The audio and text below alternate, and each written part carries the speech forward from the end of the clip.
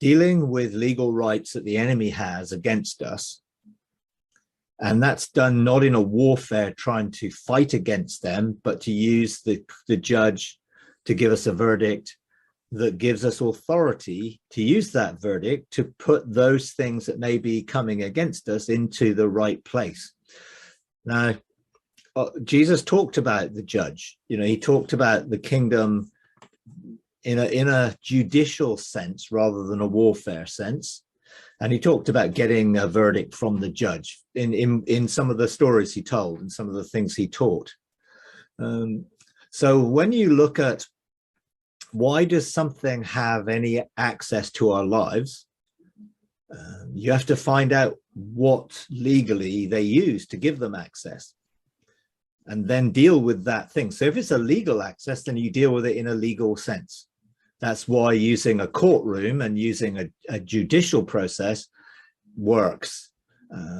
Now, I'm not saying that's the be all and end all and everything's about a court system, because it isn't.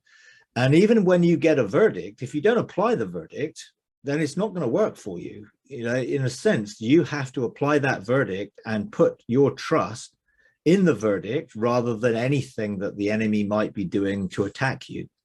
And quite often people think it's automatic. Oh, great, I got a verdict, they'll stop. They won't unless you actually have that verdict as part of your mindset and belief system that makes it impossible for them to attack you, because they have no authority to do so other than what you give them. And if you don't trust in the verdict, then you give them authority. That's how it works. And there's contempt of court in any normal, even earthly sense. Someone may have let's say they have an injunction taken out against someone so someone can't come close to them or whatever it might be. Well, if that person breaks that injunction or breaks that court order, you have to then go to the police to say, I have a court order, they've broken it. If you don't do anything, well, they'll just carry on doing what they did. So you've got to apply it, and you've got to use the authority that it gives to make sure the judgment is being adhered to. Now, when you know that you know what Jesus said, I mean, what Jesus said in the thing you spoke there was amazing. It's brilliant. But if that's just words on a piece of paper and not actually part of your belief system, then words on a piece of paper won't have an awful lot of effect unless you apply them. And to apply them, you've got to believe them. And so then you take that. And then if any sort of sense, let's say oppression came, or any sense of thing came against you and you felt the symptoms, then you would use what you know and stand and resist and use that to say, get lost. You have no authority here. You can't attack me any longer. I'm not allowing you to anymore. So I think when people first got this teaching, it sort of was presented in such a way that some people thought it was just an automatic thing. I do a court case, great, everything will be wonderful. Well, sometimes it might happen like that, particularly if there were like blockages to something happening, and then you do the court case and then the blockage gets removed and then what you're looking for happens. But if you're looking to deal with things, particularly who are against you or coming against you or attacking you, then you've got to maintain that position that is firm, not swaying. Double-minded person is unstable. And instability means you can be blown around by the things that come. So it's making sure that you know the truth, and that what Jesus said is the truth, so the truth can set you free. But it's the truth you know, not just the truth. And to know means personal experience of, not just intellectual knowledge of. So personal experience is that gets outworked in testimony in your life, and then you apply it and apply it and apply it until eventually, essentially, those things just give up because there's no room for them to have any way in your life. And I sometimes applied things quite a few times initially, until they knew that I believed in that verdict, and that verdict applied to my life. So they gave up. Now, I don't use the mobile court an awful lot now because I used it to deal with a lot of things in my life, and now those things are no longer there.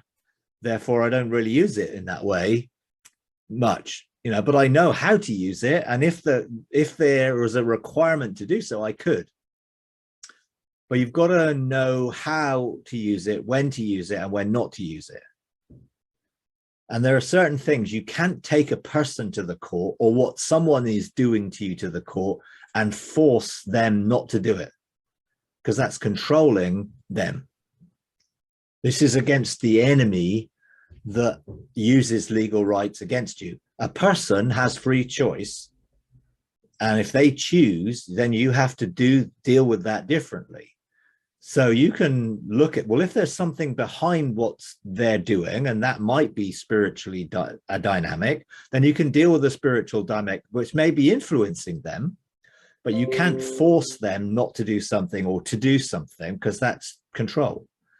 And the court can't be used to punish somebody or to do anything like that, because that's not what it's for. And I heard lots of stories where people were trying to use the court system to punish someone who was against them, and it was just, well, that's not what it's for. It's not punishment.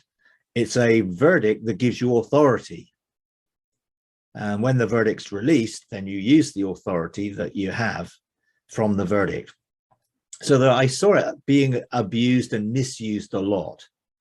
And I was in the States and doing something in the States, and there were a group that I engaged with and was teaching this. And then they sort of shared how someone else was using that sort of way of doing it. And I asked, well, what are they doing? And they told me that they were taking people and they were demanding God punish those people and whatever. And I just thought, they're not even in the right court. I don't know what court they're in, but they're not in God's court, because God will not do that. So we've got to be careful that we're using it correctly in the right way and not using it to try and control people.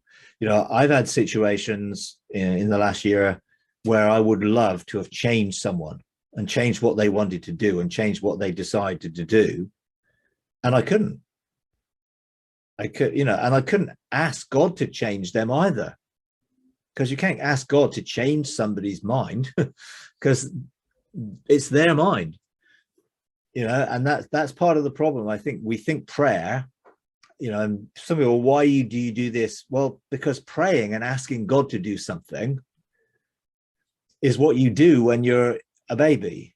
You ask your parents to do everything for you, but then your parents will hopefully teach you how to do things, and you'll learn how to do things, and then you'll do things for yourself. So if I keep going to God and ask, oh, God, can you do this? Can you do this? Can you do this? Can you stop those people attacking me? Can you stop the enemy attacking me? He'll say, well, there's a legal right for the enemy to attack you. You need to deal with the legal right. He won't just change the thing because I ask him to, when there's a process to go through. Now, God is gracious and he's merciful and he's kind and he's loving, and he'll help us a lot in these things, but he wants us to mature, so that we're able to know our identity, know our authority, and exercise it as sons.